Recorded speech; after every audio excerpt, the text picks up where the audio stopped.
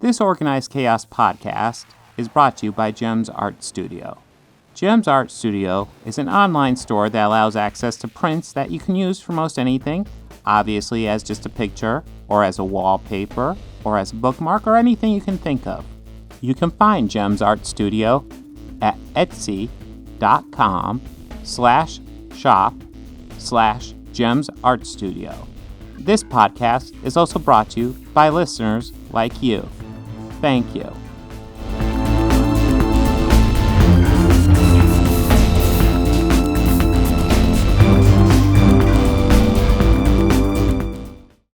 Hello, and welcome to another episode of the podcast. Promising you a very adequate show, the very essence of adequacy. We have a guest co-host today. We have Bobby Quarters. And quickly to go over what we'll be talking about. We'll be talking about Black Widow. We'll be talking about Loki. Rob's actually going to be talking about Mystery Science Theater. And then I have a soapbox. So what we're going to do is I'll go ahead and kick it over, Rob. Bobby Quarters, I'm going to kick it over to Bobby here and have him just introduce himself. Okay, well, thank you, Bob. I'm Bobby Quarters. I am into movies, fandoms, all sorts of weirdness, lots of bad movies, music, and anything of the sorts. But I do love the bad movies. I don't know what it is. I just kind of love to find them, like the worst I could find, if you will. Just like MST3K. First grew up watching the show every Saturday when it was on Sci-Fi Channel and Comedy Central all the time. And just kind of loving it. And one day I kind of thought, what if I found these movies just on their own and watched them on their own? I've found a good chunk of them, but sometimes I'll find them where it's not exactly how I remember. And that's just because of, licensing and distribution and all that. But there's one for me that takes the cake. Bob, what would you say your favorite Mystery Science Theater 3000 episode is? Space Mutiny.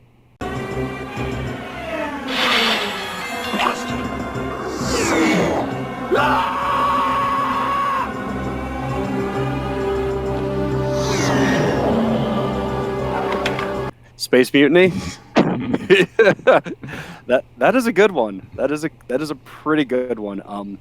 For me, it's Pod People. I just absolutely love everything about it. And when you do some reading into these, you kind of find some more things out, like things you never would have thought of. Like that movie originally started off as just a straightforward slasher horror film. It was just going to be an alien killing a group of kids and some hunters in the woods, and that's that. But the truth is, E.T. came out, and, you can't deny the popularity of E.T. at all. That is, probably the most popular film that has ever been made, wouldn't you say?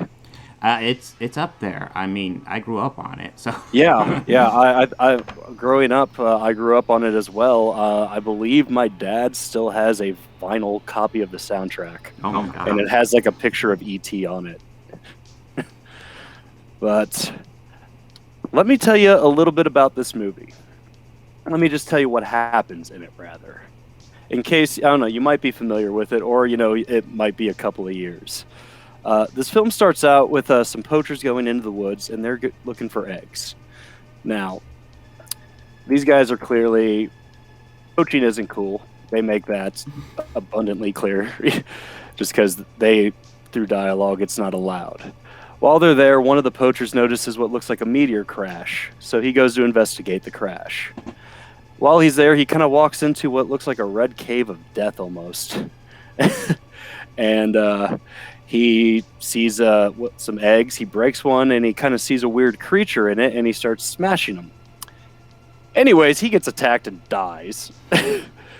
Then we jump over to a band in a recording session. Not playing a song, but having some trouble, as things happen when you're trying to do something creative. You hit roadblocks. It happens.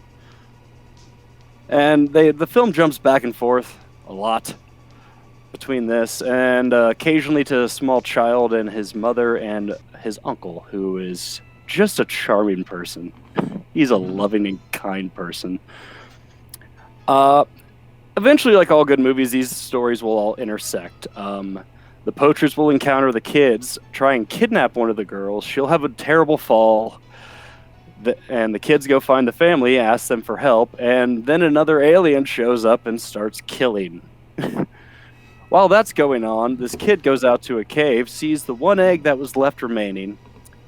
It hatches and he raises it on his own, and before long, it starts growing too big. The child names him Trumpy. No politics. Politics at all. No. Only in the episode is when they referred saying that he was named after Donald Trump. I don't know why. It could be because of the peanut scene. I don't know. That could be for any other thing. There has been some great stuff that has been created of that in the past 4 years, though. Putting a little blonde wig on that alien. But anyways, through production notes, I found out that this other alien was in fact Trumpy's mother and looking for her child. So that's why she is killing all over. Anyways, the aliens do end up reuniting after a body count of about 4. They have a brief reunion until the lead singer of this band, Rick, he shoots the mom, she dies, and they are self-burying monsters too. That's kind of a nicer point. But yeah. Do you not remember the self-burying monster part? It's been a while. It self-buries. It's kind of convenient. Yeah.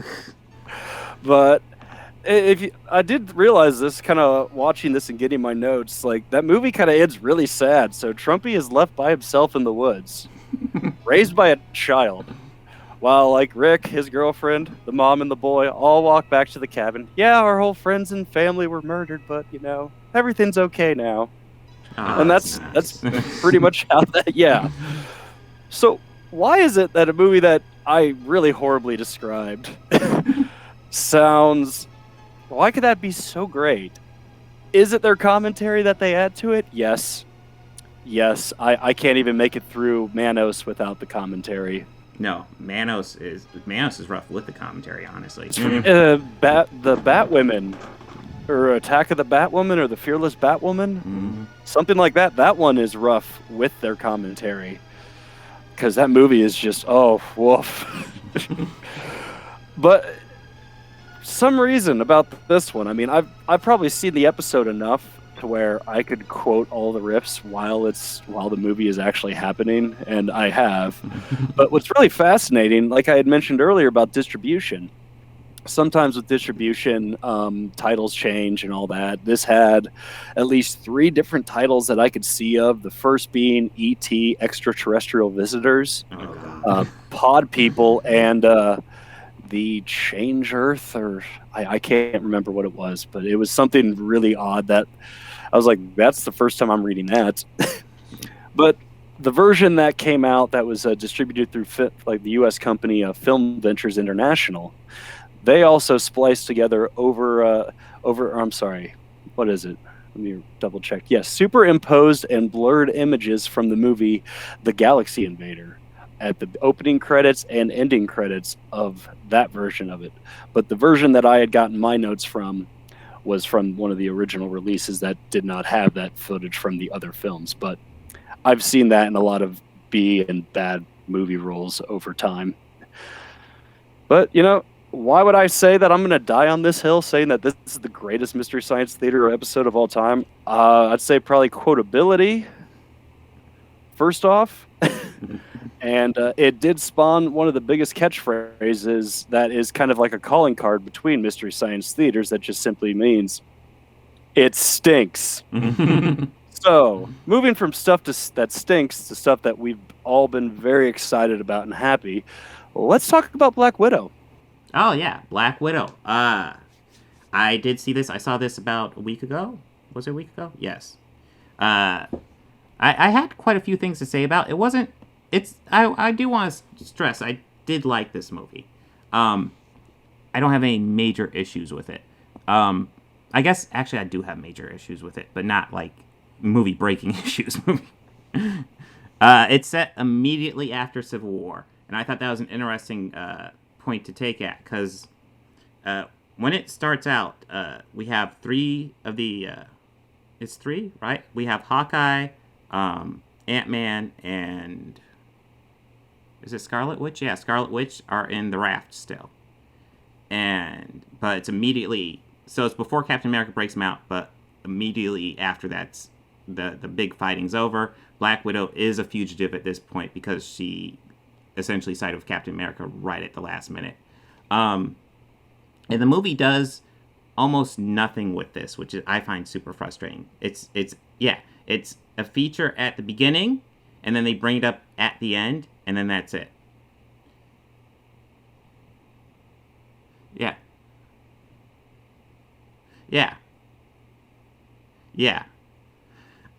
I thought it would be more interesting to really dive into like something like that, because it gave them the opportunity to, with this, like do like prequels, so like they could do a movie set around what happens during Civil War, or what happens during the aftermath of the snap, but before everybody's blipped back, they could do a Black Widow 2 set during that time. I thought, ooh, that's an interesting idea, but they don't do anything with that, unfortunately. It just kind of bookends the piece. But while she's a fugitive, she essentially goes into her past, and she's researching the Black Widow program. And what we find out is there's like tons of Black Widows out there. But they're essentially mind controlled. She's not mind controlled, but there's a whole bunch that are mind controlled, including her. One of the better aspects of the movie is actually meeting a fake family of hers. This is a family she went undercover with in Ohio at the very beginning of the movie. What we see is she has her father, who's Red Guardian, played by David Harbour. I don't remember the name of the mother. It's Rachel Weisz, though. And then the sister, Florence Pugh? And I can't remember the character's name. But the family is actually great. It's a fake family. It's like an undercover family, because David Harbour and Rachel Weisz are spies. So there are Russians undercover in America at that point. Which, it kind of also helps explain Scarlett Johansson's completely non-existent Russian accent.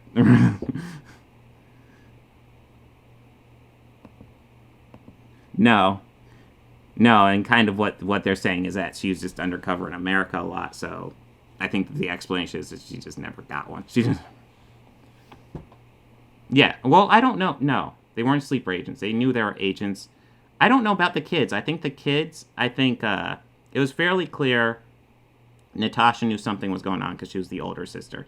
The younger sister didn't seem like she knew anything. She thought this was her family. And that's actually something else interesting they didn't really explore. I guess maybe is some resentment, but yeah, now that I'm talking about it, it seems like there's kind of a well of stuff they could explore with the younger sister there. But that brings us to one of probably the most advertised villain that everybody's trying to theorize. Who is Taskmaster? Because they introduced the MCU Taskmaster in this movie. And literally, as I'm watching the movie, my son leans in next to me, and he's like, "Hey, Dad, who is that?" I'm like, "That's Taskmaster." He's like, "Oh, that's the guy in my Spider-Man game that can copy the moves of Spider-Man." It's like, yep. And yes. Oh my God, he plays that game nonstop. You have no idea. Yeah, I have them all. I haven't played Miles Morales yet. I got stuck on the DLC.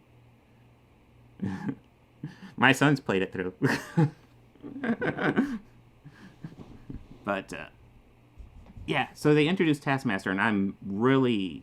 Like, it starts out fairly cool. Like, he's copying our moves and kind of kicking our butt to begin with. And I was kind of interested to see how Black Widow, a character like Black Widow, could take on Taskmaster. You know, here's somebody who can copy all your moves. And her biggest advantage over villains is her moves.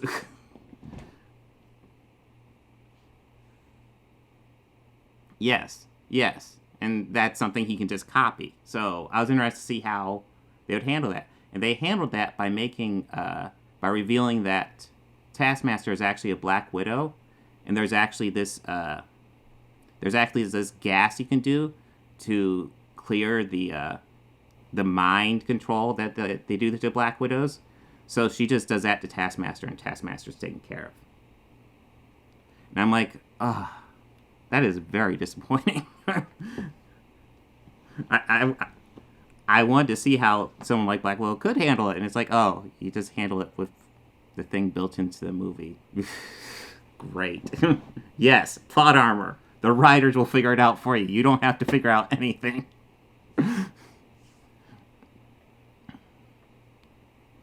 No kidding. That's a whole different topic. But yes, oh my god. But, overall, I would say I enjoyed this movie more than I had complaints. I brought up my big issues. It's mainly Taskmaster and mainly how they have a great setting for this movie, and they don't do anything with it. But at the end of the day, overall, I would say I enjoyed this movie. It's good. It's not one of the best in the MCU. Definitely not one of the worst. It's a solid entry. Okay. Yeah, what we had discussed earlier, I haven't had a chance to see it quite yet, but typically with the MCU movies, I kind of like to wait a little bit while. I mean, obviously for the Avenger ones, I kind of get to see those as quickly as I can before they're ruined for me. Yes. But I don't want to. I hate to say lower tier because we're discussing Black Widow, and I feel like this movie was kind of overdue. Oh God, yes. Like I kind of feel this should have been introduced. Well, I mean, the story wouldn't have worked, but maybe right after Civil War. Yeah, I would have loved to seen like a movie that actually deals with Civil War, and I was kind of hoping this would be that, set during that time period. One of the best, like if you read the comic book Civil War, one of the best comic book arcs was Spider-Man's. And it's because Spider-Man's not directly involved in any of this stuff. He's kind of this friend of Tony Stark who's realizing, oh, this is some fucked up shit. And his arc in that is way more interesting than the main storyline of Civil War. I'd like to see something like that. I'm like, well, yeah, and I feel that there's like a lot of different things. Like, well, I feel movies, especially comic book movies, will do this all the time. Mm-hmm. A good example I'm going to use is The Dark Knight. Now, not that there's anything wrong with this movie, just I have one small gripe with it, and it's just how they handled Two-Face and Harvey Dent. They handled Harvey Dent just fine. Mm-hmm. Did not handle Two-Face well at all, in my opinion. Yeah. Kind of just said, oh, these are his traits, this is him, and that's that. Well, yeah. Well, but in the books, he's way more devious, does way more damage, if not on par or more than Joker, in my opinion. Mm-hmm. But that's just because of the character and all. But yeah, I've been let down by movie interpretations of comic book characters and villains before. Mm-hmm. Yeah, well, Two-Face in that movie, it's a good point, because I always thought Two-Face was more interesting when there's almost like actual two sides of him, where you still have Harvey Dent there, but there's also this crazy maniac there. And that movie did feel like they gave you Harvey Dent, and at the end they just gave you the crazy maniac, and you never got to see two sides of him, because he's there for like the last 20 minutes maybe. And yeah, it's just kind of like teasing it the whole time. And you even get the new way of how he got scarred, which was great. Yeah. And just to kind of treat him like a second hand, like kind of like how they treated the Scarecrow in the beginning of that movie. Yeah. But I base it off of like an older graphic novel that I had read on Two-Face. And the whole novel is of Two-Face standing on top of a building on Gotham, flipping a coin, looking at the street. Obviously, he's contemplating suicide the entire time, and he's reliving like his childhood and how like his dad beat the crap out of him all the time, and just kind of reliving it, but the whole time having internal monologue between Harvey and Two-Face, and that is always what I felt captured that villain well. And I've only seen that done well on the screen in the animated series from '97. Yes. Yeah. But that whole cast and everything was just perfect. Well, I think most people would agree the best version of Batman is the animated series. Yeah. And it's funny that that's also, that was kind of, I believe they based that loosely off of the Burton films. Yeah, The style inspired it. Yeah, it was based off Batman '89. I remember when that came out. That movie was huge, and they were like, "Here's an animated series based on that." And it kind of Batman Returns happened. Yeah, Batman Returns happened. We don't talk about that. We don't. I like it. Batman Returns? Yeah, I don't. I'll give you Catwoman. Catwoman's great. Well, it's Michelle Pfeiffer. I mean, the only other appropriate person that time period would have been Sharon Stone, I think. Yeah. Oh, don't worry. She got to be in the Catwoman movie. Oh. That's right. There is a Catwoman movie. I somehow forgot that. Yeah. But oh, man. Yes. So, poorly served villains. Poorly served villains, yes. It happens. It does. Oh, my God. Well, okay. So, Taskmaster's better than Catwoman. I will say that. Yes. Taskmaster also made an appearance in the PlayStation's adventure games right in the beginning. There's like a tutorial mission, like the first one where it teaches you how to play the game. Okay. You kind of, and ironically, you face off against him as Black Widow. Really? You learn the moveset, and pretty much it's mostly just kind of like a wrestling leg flip move, gunshot, super kick, electrical bow staff. Nice. Thor's the best one to play as in that game. Well, no, Cap. Cap is, because you get that Brooklyn Brawler activated and just beat the crap out of people. Well, if you're looking for a great Taskmaster, don't go to the Black Widow movie. If you're just looking for a fun 2 hours, okay. Now, I know you didn't see Black Widow, but you did see Loki. Yes, I did. What did you think of that season finale? Well, I really enjoyed it. I've been very satisfied with every Marvel miniseries thus far. I feel they did a great job with WandaVision. Loved the story behind it. Captain and Winter Soldier I loved, because I've already loved the Captain America movies. They are my favorite of the MCUs. Loki was great. I haven't been disappointed since the first episode. The entire series, I've really felt it being very Doctor Who inspired with the themes of it. And obviously they're dealing with time travel per se, alternate realities, multiverse. I get a lot of Doctor Who elements of that, and that may just be me, but I really felt that they've been leaning harder into that these last few episodes.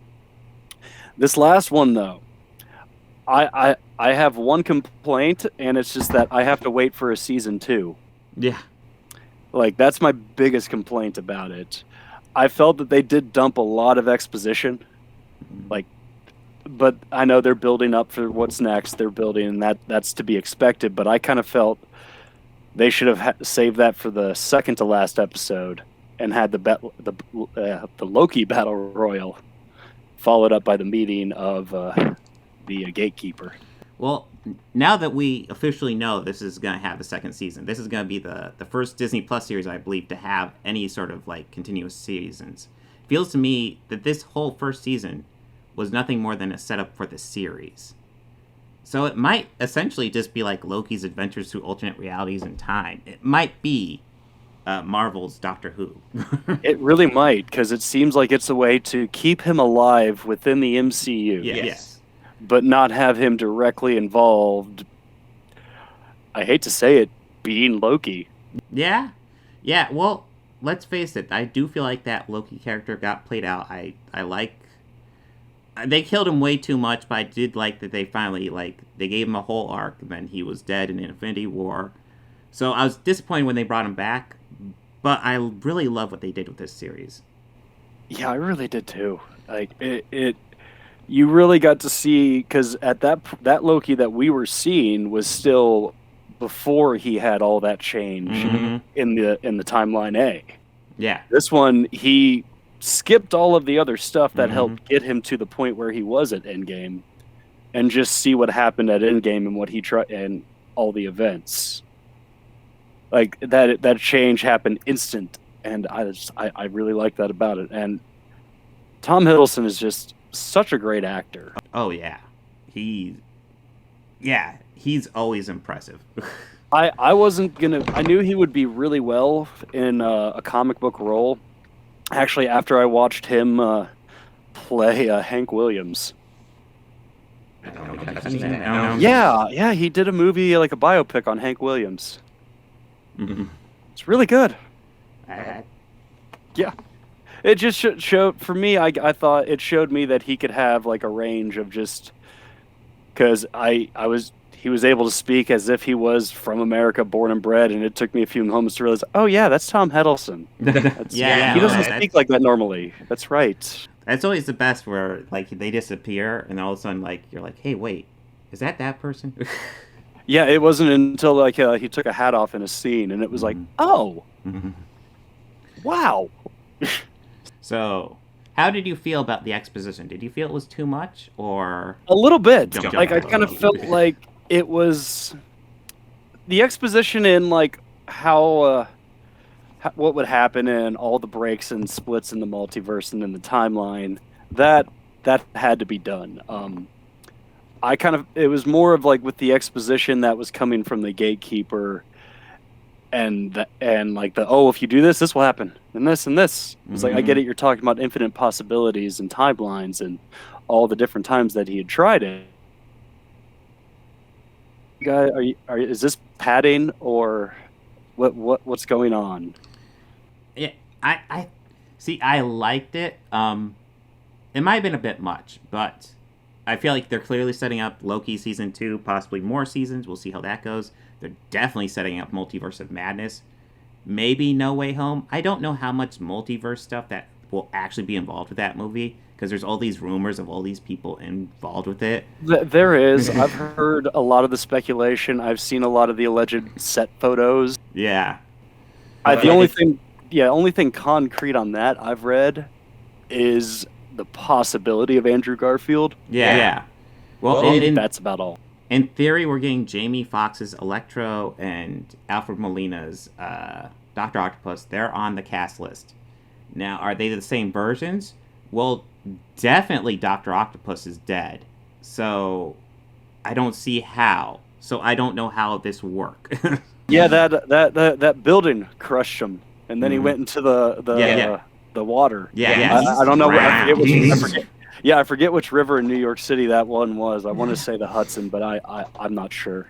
I mean, you might be able to say something if Electro survived through electricity and reconstituted himself, but Dr. Octopus is really dead. No, yeah, and if it wasn't the building and the structure of that weighed him down, I'm sure those metal arms that were attached to his back didn't help at all. No, they're great for swimming. I'm pretty sure. Spelunking. But what did you think of, what's his name? God, I should have looked that up. I think it's Jonathan Majors, the guy who played Not Kang. There were a few moments I honestly felt that he was channeling Wesley Snipes from Demolition Man. Ooh.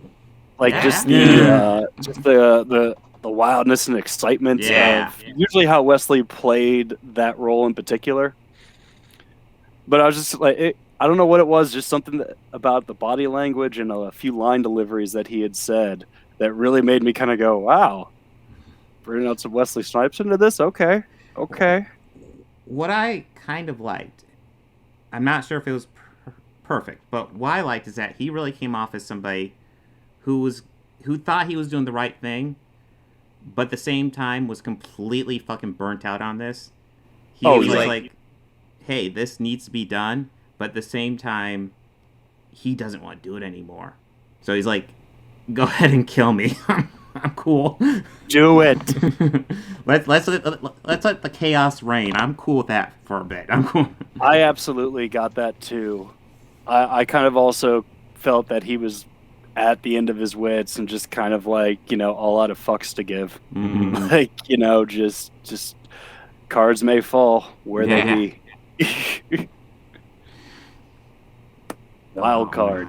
Yes. So I was looking up information on Kang. I don't know how much you know about him, the comic book Kang. I know about the turtles crane, but So Kang is, and then I instantly brain fart. Kang is obviously a comic book character. I didn't know that much about him. I've read like Infinity Gauntlet and all that, so I knew Thanos. Kang is someone I knew of. I don't think I've ever read a comic book where Kang's the villain though. But he's a lot like what they describe. He's from the 31st century. His name is Franklin Richards. He's descendant of Reed Richards from obviously several hundred years in the future. And yeah, there are like a ton of variants of him. Some are evil. That's where you come up with Kang the Conqueror. And some are just this guy who I guess in comic book terms he's called Immortus, I believe is what I saw. Okay. But you have all these variants. It definitely seems like a comic book type villain that you could just pull from any timeline. So like, I actually don't see how you actually defeat him unless you do something like he did in Loki. Yeah. Because as soon as you defeat him, just another one can pop up. Huh. But yeah. Well, actually, yeah. Now knowing that kind of changes a few thoughts. Mm-hmm. Huh. Yeah, they could actually. I could imagine them having a lot of fun with that. Yeah. Because if he is somebody who is like a villain that you could place against anybody, and even the fact that you had mentioned he is a descendant or Reed Richards is a descendant of him, that's also a good lead-in for the Fantastic Four that should be coming soon, which I'm personally looking forward to. Yes, I believe he would be the first member of the Richards family we've seen in the MCU. So yeah. I guess they haven't made it canon yet that he's a Richards, but I imagine they will. I mean, I mean that isn't something that they said in the show either, but that is, that's exciting. Hopefully, it's better than the last Fantastic Four venture. Oh, Fantastic was great. I don't know what you're talking about. Oh man, I don't know. It's sad. It is sad when the most entertaining Fantastic Four movie was the old Roger Corman one. Yeah. Have you seen that one? Yes, I have. Oh, I was gonna say it's worth a watch. It's not good at all. It's terrible. I said I loved these movies. Yes, yes, I have. A bad movie. I mean, Roger Corman. Yes, I don't care. Sold. Yeah. That is a shut up and take my money. Do it. Yeah.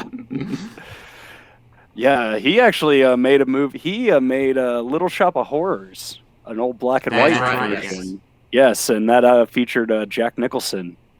Very briefly, yes. Very briefly, in a very, very early role for Jack. I think I saw that last year. It's not a very long movie.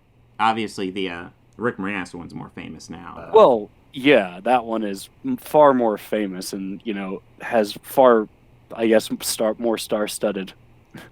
Because it has, like John Candy? Yeah. Steve Martin and Rick Moranis.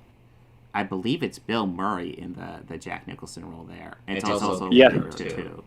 Yeah, Bill Murray. Much weirder. Jack Nicholson was just a guy, pretty much, in the movie. And Bill Murray's like, he would just love to scream a lot. Yeah. All right, so... Yes. Oh, yes. The one thing I want to bring about Kang that I thought was really interesting. He has no superpowers. At all. He just is super smart. He has lots of technology as back. He has a super suit, essentially like an Iron Man style suit from the 31st century. But, no superpowers. Like the stuff he was doing in the show, just because he knows how to travel through time and could predict stuff. That's all that was. Huh. Well. So yeah. So it wasn't like a Doctor Strange sort of thing to where he is like, going through and looking at all the different timelines, like how Doctor Strange was doing it in Infinity War. Yeah. So okay. That brings up an interesting question, and I guess the answer doesn't matter, but it does. How do you think? Because this guy's essentially saying there's one timeline, we're keeping one, but then my family and I are all discussing how are there variants if there's only one timeline. It seems more likely he's keeping a timeline isolated, and now just kind of branching out. They're all invading each other. Yeah. Yeah, because I was thinking if he had gotten like variants to fill that entire like time agency. Mm-hmm. Yeah, that I started thinking about this actually last night. So I was thinking, how many different universes could there be for him to pull a variant in order to fill that entire building? Yeah. So let's just rough estimate. Let's just call it an even million. Yeah, so this could be, I could see it being problematic for our heroes later in the universe. Mm-hmm. But yeah, no, that is an interesting point to think about. Yeah. Well, just there's no variance how. I guess you could still pull variants, but like, how do you get a female Loki if there's no? How do you get an alligator Loki? Yeah, and when is he getting a spin-off series? That's what we need to know. For real. He bit that other one's hand off. That was awesome. Great. I was actually kind of surprised. I mean, it wasn't a bad surprise, but I assumed in the trailers that would be like our main Loki running, like President Loki type deal, and then no, it's not our variant. You see, I thought it would be, when I saw that in the trailer, I was like, and like all the different ones, I was like, is it going to be like how he is living through these different Lokis? Mm-hmm. And it's going to kind of be like, what is that? What is the name of that show where that guy goes to the different parts, he lives through different people and helps them with their trouble? Oh, Quantum Leap? Yes, Quantum Leap. Yes, that's what I thought they were doing with it. Yeah. Except maybe a Loki style, so he's just causing mischief where he goes. Yeah. They kind of introduce it. God, who was the guy he was supposed to be that we see in the first episode? I can't think of the person's name, the actual person, though. But, like... The other person that was, like, getting arrested with him? Well, it was the person, like, when Mobius went to Loki's past, he went into one of the things, it was where he, held a plane hostage. Yeah, D.B. Cooper. Yes, D.B. Cooper. That's it. Yes. Yes. I love that they made him D.B. Cooper. I do, too. That was beautiful. I can see that. Yeah, and Hiddleston kind of does look a lot like that drawing. Yeah. He looks an awful like it. All right. So, I believe we're moving forward. Yes. All right. So now would be the time where we're going to talk about Bob's soapbox. So I'm going to take it back to Bob. Ooh, my soapbox. I need an actual soapbox. Fun camera angles and stuff. Ooh. Anyways, today I want to talk about, since I'm running for Oxford City Council, I want to go ahead and talk about an issue that came to my attention recently. And there's a lot to say about it. It's obesity. It got me thinking, because obesity is a big problem in America. I am not immune to it. But it's the biggest issue I find is that, like, Americans largely, we're working too hard. We don't have time to really eat healthy. It's really easy to just go to a fast food place and get something to eat, which is terrible for you. It's the worst thing you should do. It's not terribly expensive to just go buy produce or something like that. But it's not prepared. It's going to be a bit of work. It's not going to taste as good. It's not going to have all those addictive additives in it or anything like that. And part of the problem... Where we go? Part of where this all started was... I learned a lot of this, I want to say, in a documentary called King Corn. It's actually not a great documentary until about midway through, where it takes off and it goes into all this stuff, and it's pretty much worth watching for the second half. Just bear through it for the beginning. But when they talk about how the Nixon administration, it used to be part of U.S. Policy, would be essentially we'd pay farmers for growing the food we need in the country. And we would even pay them not to plant crops because we don't need crops, so don't produce that. So it would actually be a thing where we're sustaining the farmers and in turn they're feeding us. And the Nixon administration, specifically the Secretary of oh my God, I can't say that word today. Agriculture, Earl Butz. Secretary of Agriculture. Why am I going to say it again?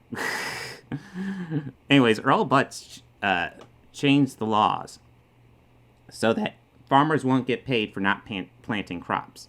So that means if farmers want to get paid, they have to start changing. Oh my God. Okay, I might have to do stuff in post. They're going to have to start planting as much crops as possible. So what this meant was to fill in the gaps and start earning money.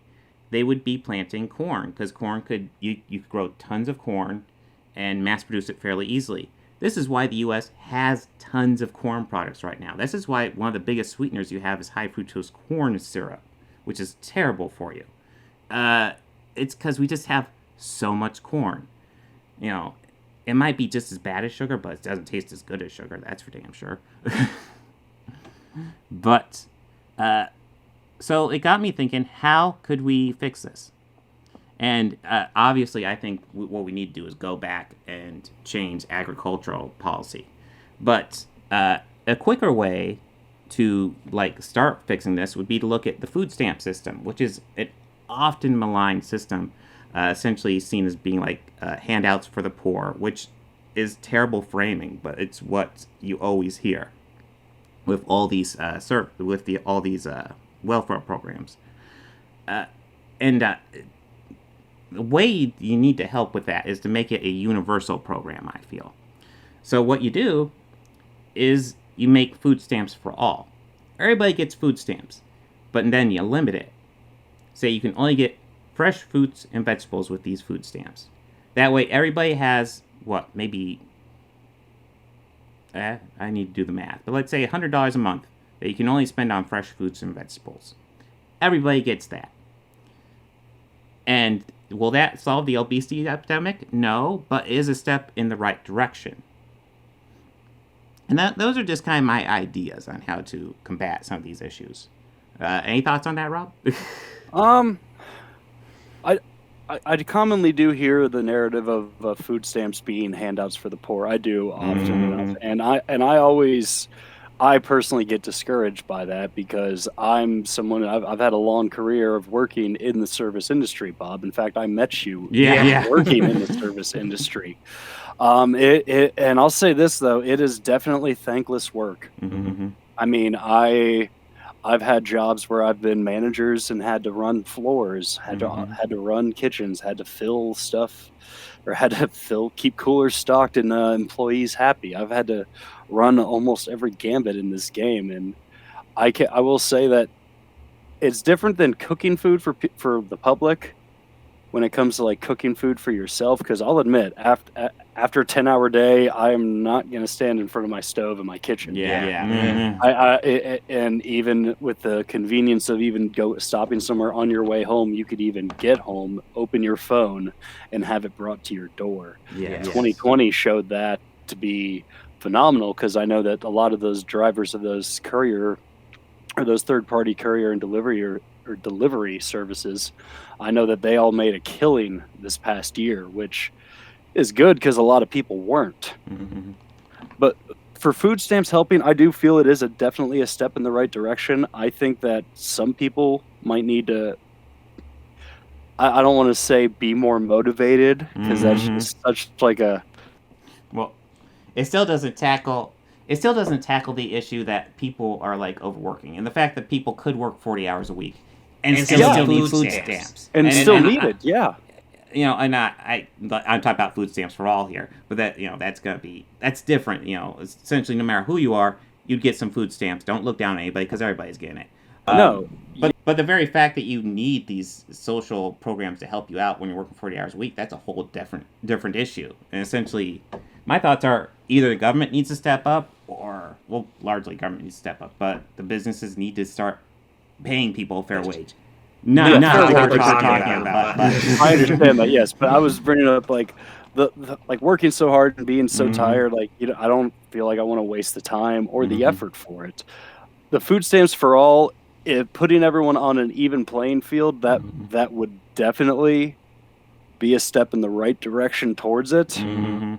I think maybe making the language a little bit more clear on what food stamps can be spent on, just like how you said, fresh produce and that. But I would. This is my own mindset of it. I would say maybe encourage more communities to have their own gardens and own self-sustainability, like ones that are ran by the community themselves. Yeah, I mean, that could actually go towards the food stamps thing. Yeah. Like, the food stamps can only be used towards something like that. Yeah. And obviously, if they can't, if you're in a community that can't provide that specific thing, then Exactly. it's fine. Exactly. But yeah, that's an interesting idea. That would help the local businesses. Yeah. Which goes into a separate idea I had. Yes.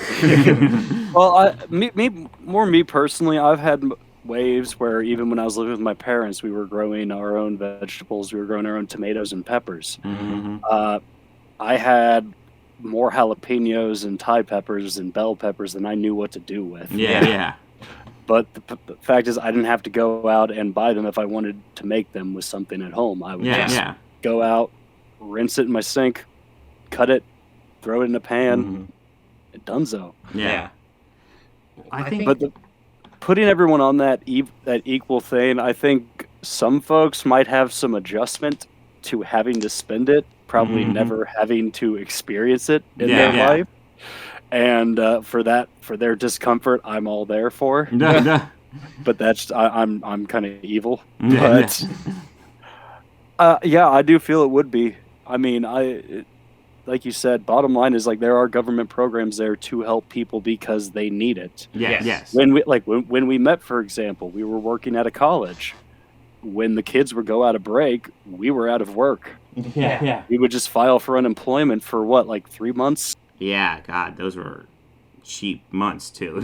they were cutting it thin. Months indeed. I'm kind of happy that you and the other boss let us empty the coolers. Yeah.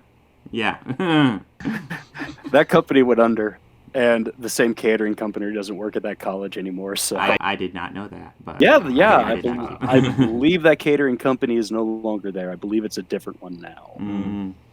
Besides, it's not even a college anymore. It's a university. Well, something I felt like in my thing I didn't really clearly go over. The idea being essentially, you have these food stamps. You're going to use fresh produce and fruits and vegetables, and then it becomes a thing where it's like, okay, do you get fast food or do you get this apple that essentially you can just get, and it's not going to cost you any money. And, it'll cost you food stamps, but, that's all you can use the food stamps for. It's the supply of money used strictly for healthy foods, which I think that will help a lot of people it'll make it easier for them to get into the healthy habits if they so choose. If they do, yeah. And that's just the thing. It is kind of like exercise. It's a free will thing. Yes. I was actually just going to say and smoking, but smoking is different. But it's still a choice too. Some people don't want to eat healthy, and there's some people who are just blessed by the grace of what have you to eat whatever they want and still be in great shape, and others who are not. I think that it's a great idea. I think getting everybody working towards that main goal, it'd be a lot of individual people at first before the idea starts to catch on. Yes. I love it, and I mean, I still think the community garden is a great idea where you can use it. Yes. Well, yes. This is obvious. It's not a fix-all. It's a step, though, and there's lots of things I'd like to try to figure out. I would say my end goal towards everything is to just try to get people as close, nobody dying in the street. Everybody can just kind of survive, even if they do nothing. I hate, if somebody wants to be lazy, okay, we aren't going to let you die in the street. You're not going to live well, but, we don't have to let you die in the street. No. And especially you're not going to bankrupt you because you get cancer or something. Whole different topic. That's a whole, or, just if you got laid off from your job because your job just fired everyone. Don't want to kick you out in the street. Yeah, definitely. I think last year opened up a lot of issues that a lot of people had no idea were there and do exist and had been there the whole time. Mm-hmm. I think, it's weird how universal basic income became a big topic for me. And when Andrew Yang first came on the scene, I was just like, it's fine. I'd prefer to raise the minimum wage. And now I'm much more in the universal basic income. Yeah. I mean, me a few years ago would be about raising the minimum wage, because at the job I was at, I was an hourly assistant kitchen manager, and I was probably making about $14.25 an hour. Or no, $13.25 an hour. Yeah. The job I'm at now hired me on as a cook at 15. Hey. And since I've been working there for about 3 years now, I'm at 17. Mm-hmm. So raising the minimum wage isn't really a concern of mine. No. But I do think the universal wage that Yang was talking about was really great. And actually, within the Democratic Party debates before that all went to pot, he was the guy I liked the best. Yeah? Yeah, I liked him the best. I liked a lot of the argument he had, and to kind of horribly summarize him, he kind of wanted to fix a lot of our problems with math. That's a sound argument to me. Yeah. I wasn't as thrilled with him, but he had good ideas. I thought he had potential. I was really disappointed with him in the New York race, though. Yeah, I was, but yes. Yeah, I was a little disappointed. I'm a little disappointed with that whole party, but This is a whole Democratic Party. Another topic. Yes. I mean, they're great at shooting. The party's really good at shooting itself in the foot. And I'm just going to leave it at that. I have to wonder if it's a plan. How can you be that incompetent so often? I mean, I don't know. I mean, kind of referencing back to bad movies, I've seen stuff that has been with the attempt of executing something great and then getting a complete and total disaster on your hands. Yes. Like, something I could use as a great example, like Ichtar is a movie from like the 80s. It's supposed to be like a giant World War II epic that was just a complete and total disaster. All fronts, production, financial, box office. Like, I found a clip of like the Oscars from '86, and they were making fun of it, like at the podium. Oh, wow. And it's like, oh wow, you have Lucille Ball making jokes about this. Yeah. Oh, but Kinda. I don't know. I've seen, like, I don't know, people could probably have the best laid plans and just have horrible execution on them, or just a misstep or a misfire, and it all just kind of falls to ash. I don't know. It just gave me flashbacks. I don't know if you've ever seen it. Halle Berry went to the Razzies to accept her reward for Catwoman. Oh my God, she is tearing that movie a new one. Acting like, oh my God, I'm so happy. I never thought I'd reach this point. I've got so many people to thank, because you don't win a Razzie without a lot of help from a lot of people. Well, I mean, or they could just be as delusional as Tommy Wiseau, and so people genuinely love The Room. I mean, people do genuinely love The Room. I genuinely love that movie. Yeah. But that would be like the perfect bad movie. It could have the sex scenes. I think a cut exists. Yeah. I think a cut exists. I'm pretty sure one does. Mm-hmm. Yeah, actually, there's a mystery science theater group I'm in, and we had been making references about The Room for weeks and weeks on end. And like, it was about 4 of us who were making references about it. And there was about maybe 6 of us who would catch the movies every week. Mm-hmm. And one of them was just like, guys, what are you talking about? I have no idea what you guys are referencing. And we're like, wait, what? So one week we watched it, and the copy we found was one with all the sex scenes edited out. Yeah. Well, I feel like your first experience, you need to experience it all, including the cringy, awkward sex that goes on. You could have the sex scenes, it's like a 10-minute movie. Yeah. The misdirection on on so much of that. Oh my god. No, I actually just listened to Disaster Artist, so Oh yeah? yeah. So What'd you think? I like that book. Yeah, I've been listening to books at work a lot because I figured out, I can listen to books while I stock stuff. But yeah, it was good. I enjoyed that quite a bit. I had gotten it, but I am kind of working my way through a band biography right now. I never have time to actually read books. That's part of my problem. The band biography is pretty good. It kind of makes the Motley Crue one look like lullabies. Oh, what band? No Effects. Oh, okay. They're a punk rock band, Mm-hmm. like a Southern California punk rock band from the mid '80s. Kind of spawned out of the Bad Religion, Epitaph Records scene. Like they were on Epitaph for years, and then they opened up their own label, Fat Records, which is WREK WREKORDS.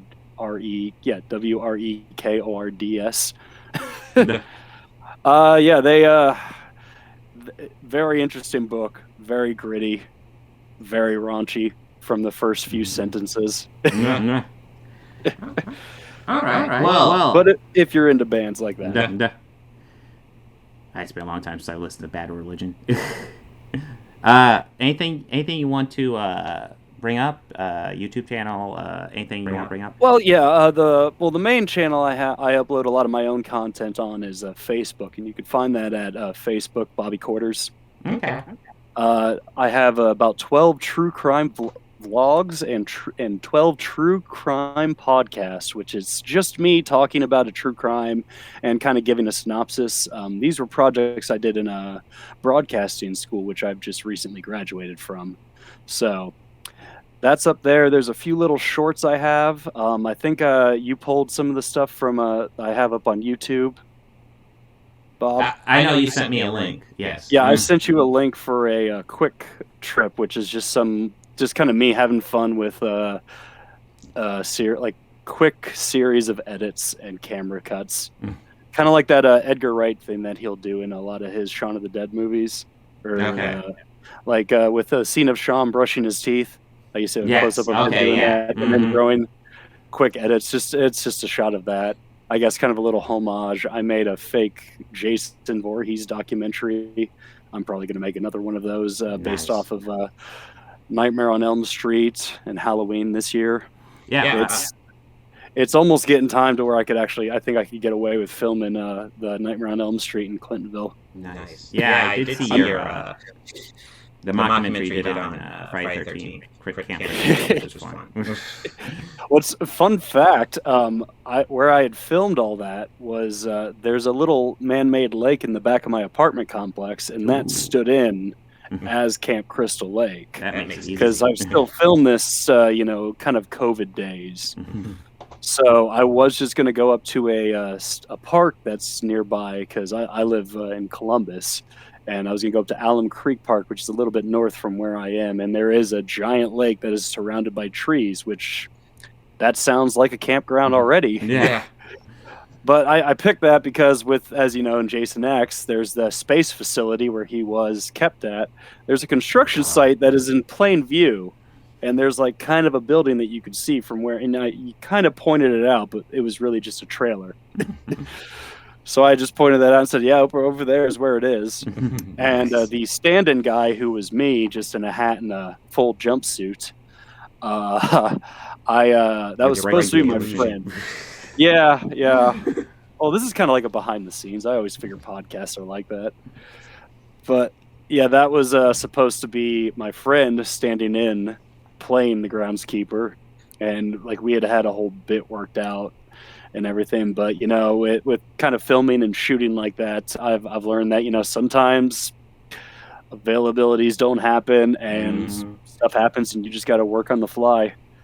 So luckily I had enough to cover my face so it wasn't the same voice that was talking to you and giving you all this information, and I just faked a Boston accent. And since this was for school, that was really hard not to curse when I was speaking with a Boston accent, because when you just start doing it and dropping your ahs, it's just so easy just to start saying fuck and fuck that. And it could be from like watching all The Departed as many times as I have. Oh, shit, yeah. And it's just kind of funny to speak in a Bostonite accent. All right. Well, I think that's everything we're going to discuss. Yeah, thanks for coming on. Yeah, this was fun. This was something different. I have not done this. So, we'll probably do this again sometime. But yeah, if you're listening, I hope you enjoyed. I hope it was as adequate as I promised.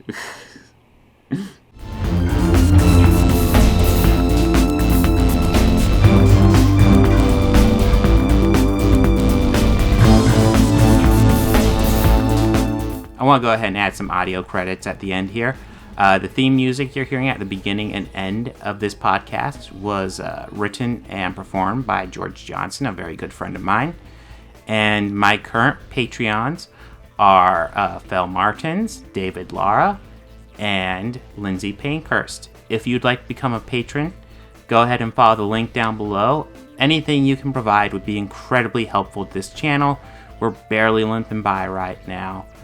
I'd love to make this my full-time job. I'm miles away from that right now. So any help you could provide, just $1 a month would be amazing.